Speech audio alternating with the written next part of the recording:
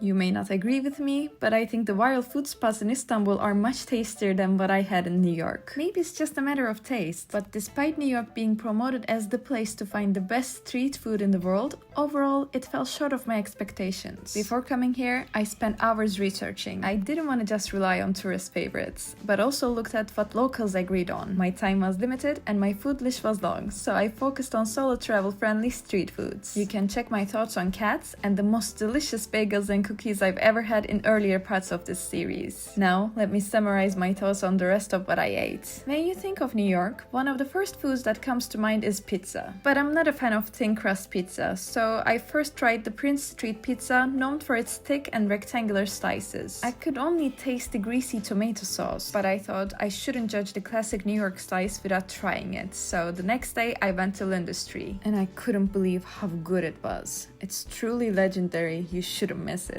I also went to Chinatown to try dumplings that people line up for. I paid $5 in cash for 15 dumplings, took the first bite, and it just didn't have any flavor, so I had to drench it in hot sauce to taste something. I also had bad luck with tacos. This spot got 4.9 rating out of 5 by almost 200 people, yet the tacos were not special. I had way better tacos in Amsterdam, but I have to say their margaritas were delicious. I wanted to revisit the first cheesecake I've ever had in my life, which was 14 years ago. Texture hadn't changed, but the flavor was totally different than what I remember. It just tasted like plain cheese block. If you're looking for something lighter both in texture and flavor, I would recommend Eileen's. If you're into thick patty burgers, the Black Iron burger is a solid choice. But I must say I had a better burger in Chicago. And finally, the banana pudding from Magnolia Bakery. I wouldn't wait in line, but if you go to a quieter branch or visit before noon, you will likely skip the queue. It might just be the best banana pudding I've ever had.